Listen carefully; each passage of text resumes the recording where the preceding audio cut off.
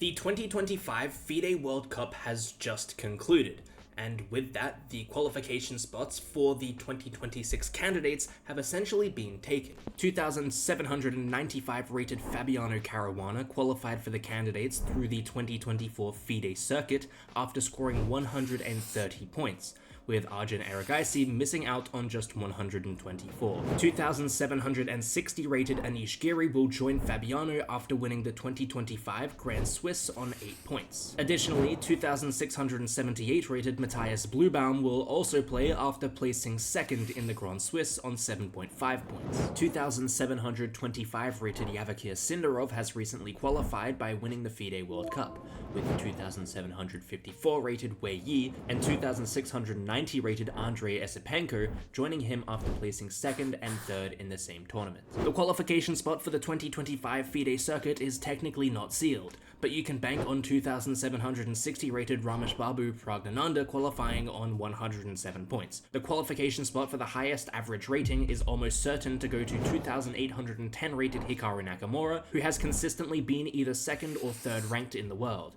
Whilst technically Magnus Carlsen would have averaged higher than him, it's unlikely Magnus will want to participate. So even if we are making a few small assumptions, we essentially have our 2026 candidates. But what can we actually expect from them? Of course, we are making this video over 4 months before the candidates will actually take place, so this video may age poorly. But if you keep up with competitive chess and make good comparisons from previous tournaments, you can actually predict this tournament pretty easily. For today's video, we have 5 tiers: S, A, B, C, and D.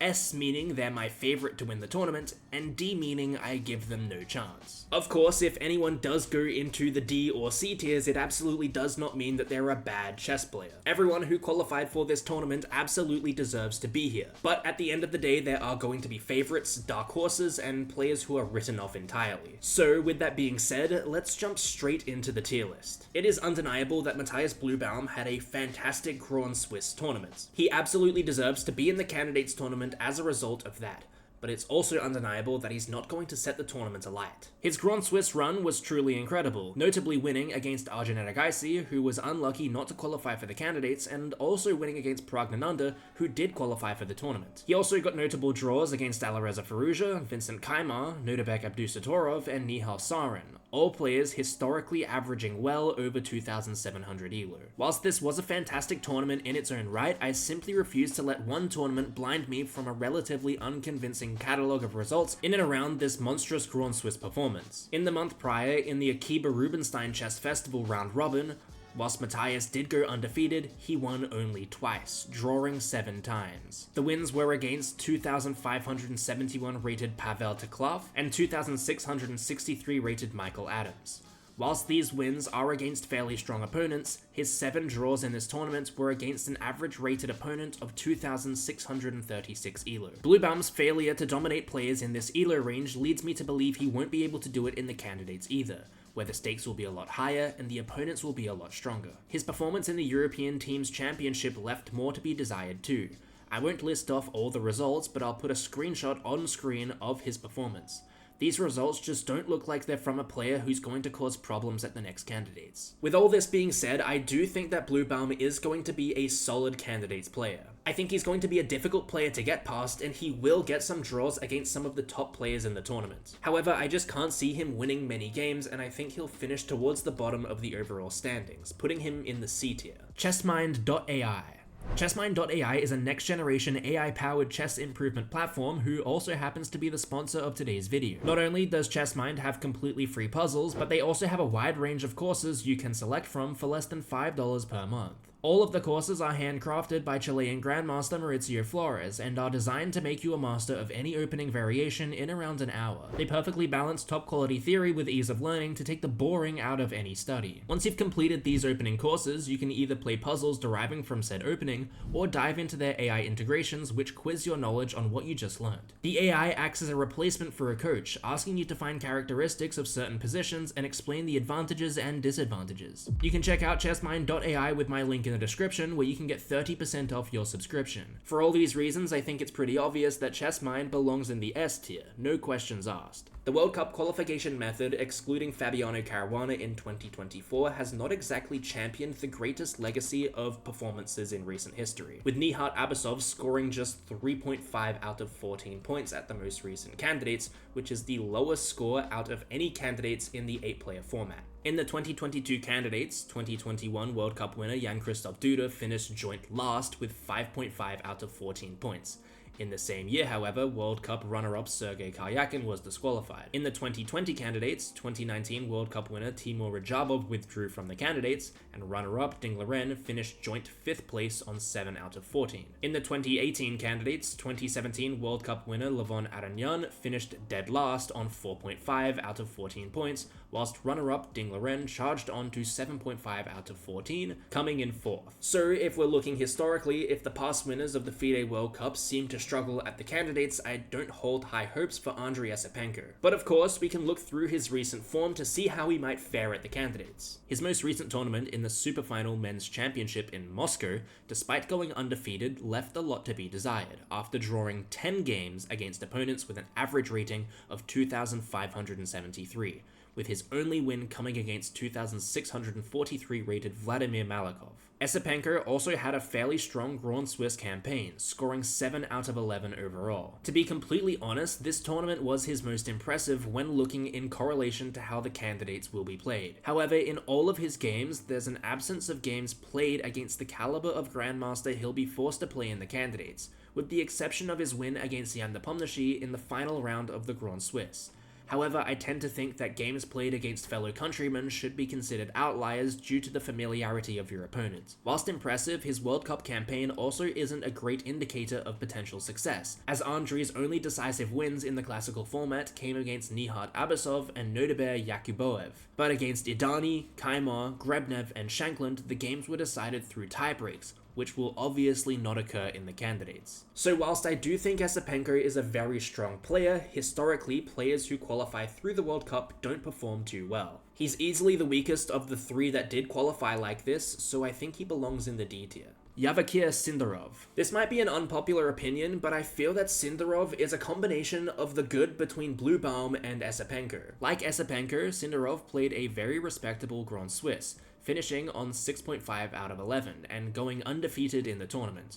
Again, I won't rattle off all of his results, I'll just put them on screen here, but I think this is just a decent tournament. What really impressed me about Sindarov was his performance in the Uzchess Cup Masters in July this year, where he got some big wins against some really tough opponents that are reminiscent of the caliber of players he'll verse in the candidates. He beat Jan Nepomniachtchi, Richard Rapport, Chitambaran Aravind, whilst also drawing to Parham Maghsoodloo, Nodibek Yakuboev, Arjun Aragaisi, and Nodibek Abdusatorov. His only loss in the tournament came to Praggnanandhaa. Again though, like Esipenko, I don't think the recent World Cup is a great indicator of how he'll perform in the candidates.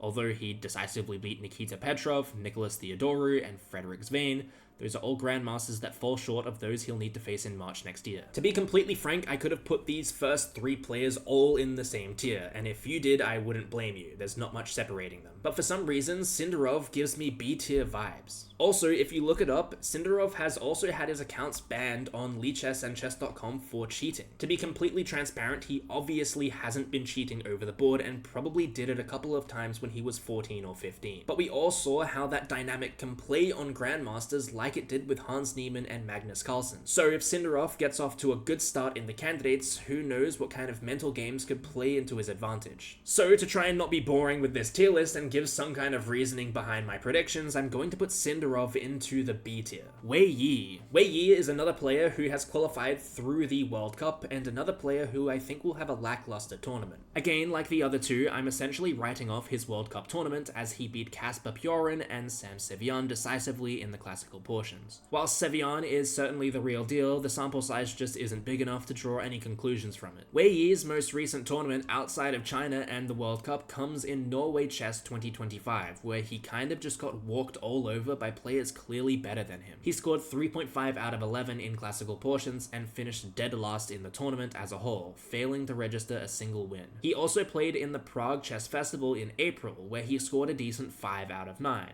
However, again, he didn't perform like a player who's going to light up the candidates, Every time he was faced with versing a Super Grandmaster, he failed to win. In all honesty, I could have put Wei Yi in the D tier with Esipenko. Nothing about the way that he's played classical chess lately has wowed me at all. But his current elo and the fact that he's ranked 9th in the world is what's putting him into the C tier as opposed to the D tier. Anish Giri. Now things get interesting and we can look at all of the higher rated players that have much more serious chances of actually winning the candidates. At the time of recording, Anish Giri is 2,760 elo and ranked 8th in the world. Anish Giri qualified for the candidates through the Grand Swiss, where he placed first on 8 out of 11 points and played an incredible tournament. He went undefeated, notably beating Hans Niemann and Jordan van Foreest along the way. He played some impressive chess in October as well, scoring 6 out of 9 in the European Team Championship. In the 40th European Club Cup, he also made notable draws against Gukesh Domoraju and Vladimir Fedoseev. However, what worries me about Anish Giri is tournaments like the Chennai Grandmasters in September, where he drew 8 games and won 1. Whilst drawing every game is extremely solid, it's not going to win you the candidates, and Giri is known as a player who tends to let wins slip into draws. Earlier in the year, in June, Anish played well at the Sharjah Masters, tallying 7 points in 9 games, beating Magzudlu and drawing Abdusatorov most notably. Anish Giri's form indicates the type of player that might just win the entire tournament. He's currently on a 52-game undefeated streak in classical chess. He's not farmed any tournaments in his home country to achieve that record either. He's been playing serious opponents for the entirety of 2025, and every time he plays a Super Grandmaster, he delivers with at least a draw. Usually draws against those top players won't be enough in the candidates, but if he can skip by players like Fabiano with a draw and find ways to win against the weaker half of the field, he's genuinely my favorite to win the tournament overall. It genuinely depends on the type of Anish Giri that we get come March. Will we get the Anish Giri that settles for draws when there's still room to push? Or will we see the Anish Giri that knows this candidate is his best chance at a World Championship match? For me, assuming we get the latter, Anish belongs in the S tier. Rameshbabu Pragg. Rameshbabu Pragg is actually who I predicted would win last year's candidates. It wasn't the greatest prediction ever, but he did put in a valiant effort of 6 out of 14 points. Pragg looks like he'll qualify through the FIDE circuit, currently sitting on 107 points, with Vincent Kaimar closest behind on 55 points. Prague's most recent games come in the Grand Chess Tour finals, where he drew twice to Maxime Bashir-Lagrave and twice again to Levon Aragnan. These are two extremely strong players, so although he didn't win in the classical portions, it's certainly not a bad sign. He underperformed in the Grand Swiss, however, scoring just 6 out of 11 points, losing to players like Hans Niemann and Matthias Blübaum. He drew to Richard Rapport, Nicholas Theodoru, Awanda Liang, Mehmedov Rauf, Mishra Abimanyu, and Jeffrey Zhang. These are not exactly the type of results that will strike fear into his opponents come March should he qualify. However, going back to September, he had a much better performance in the Sinkfield Cup, going undefeated and scoring 5.5 out of 9. He won games over Gukesh Domoraju and Alireza Firouzja, whilst drawing to the selection of Super Grandmasters shown on screen. Pragg went undefeated in the Stepan Avagyan Memorial, but had an average tournament in the Uz Chess Cup Masters, scoring 5.5 out of 9. I think at best, Pragg is a dark horse for the 2026 candidates. He's more than capable of beating players like Fabiano or Hikaru on his day, but the question is, will it be his day? I lean towards no more than yes, just based on his recent performances. Had the candidates come 6 months earlier, I think Pragg would be in for a real shot. But although I think he will perform decently, I don't think he's going to win it. I think Pragg belongs at the top of the B tier, unlucky not to be in the A tier. Fabiano Caruana. It's really now or never for Fabiano Caruana. For years, people have said that Fabiano is unlucky to be playing in the same generation as Magnus Carlsen. But if 2 World Championships go past with Fabiano failing to qualify for either of them, that excuse starts to fade. In the Grand Chess Tour finals, he drew twice to Levon Aragnan and Maxime Bashir-Lagrave, all of which are decent results in classical time controls. However, in the same month of October, he won the US Championship on 8 out of 11, without losing a single game of chess. Again, like I mentioned earlier, tournaments played specifically against players from your own nation are slightly bad comparisons as you're more familiar with how they play, but it has to be mentioned how well he played here. He placed 3rd in the Sinkfield Cup, again playing very solid and not losing a single game. He won against Alireza Firouzja, Nodebek Abdusatorov, whilst drawing against the rest of the Grandmasters on screen. He came 2nd in Norway chess only to Magnus Carlsen, only losing 3 games to Hikaru Nakamura, Magnus Carlsen, and Arjun Edagaisi. However, he was able to take down Wei Yi twice, Arjun Edagaisi, and Gukesh Domoraju. So essentially, it took the 1st, 2nd, and 3rd highest rated players in the world at the time to give Fabiano Caruana losses in a tournament. In the month prior, Fabiano played an underwhelming Superbet Chess Classic, going undefeated on 5 out of 9 points against some top opposition. Moral of the story is, nothing suggests that Fabiano Caruana is going to be this untouchable player in the 2026 candidates. I do think he's one of the favorites to win, but I see a lot of similarities between him and Anish Giri going into this tournament. With all that being said, I do think that Fabiano Caruana still belongs in the S tier. Hikaru Nakamura. If you want my honest opinion, I just don't see it happening for Hikaru at this candidates. I said the same thing last candidates when Alireza Firouzja was farming people for rating just to qualify for the candidates. It doesn't seem like the kind of mentality that wins you the tournament. Of course though, this is Hikaru Nakamura, and to write him off would be stupid, so obviously I won't. It is a little bit difficult to gauge because he hasn't played much serious chess in 2025, so we have to go all the way back to June when he played Norway chess. He won against Caruana and Gukesh in the classical portion and only lost the second game against Gukesh, drawing against Magnus Carlsen, Fabiano Caruana, Arjun Eragaisi, and Wei Yi. Whilst I am drawing the comparison between Alireza last candidates and Hikaru in this one, it must be noted that at least in my opinion, Hikaru Nakamura is a much better player regardless, and even though I don't think he'll win the candidates, I still predict him to finish in the top 3. For that reason, I'm going to put Hikaru into the A tier. Maybe if he played a little bit more chess in 2025, it would be easier to see him winning the candidates. But I also feel historically, when players abstain from playing chess, they tend to underperform when it matters. Think Ding Liren trying to defend his world championship title after not really playing for an entire year. Or Fabiano Caruana at the candidates in 2024 after not really playing for half a year before that. All of those reasons that we just listed is exactly why Hikaru doesn't quite fit into the S tier. And that wraps up my predictions for the 2026 candidates tournament. With videos like this, it would be extremely easy for me to fence sit and then claim that I got everything right once the candidates concludes. So if you think that any of my predictions are completely off, just know that I'm trying to put in some risky predictions so this video isn't completely boring. My prediction for this tournament is that either Anish Giri or Fabiano Caruana will win. I also think that Sindarov will do extremely well in this tournament, but I don't really think that he'll have any chance of really winning. I'd love to know what you guys think in the comments though. Feel free to comment below who you think will win the candidates in 2026 and most importantly why. But apart from that, I hope you all enjoyed today's video and I'll see you all in the next one.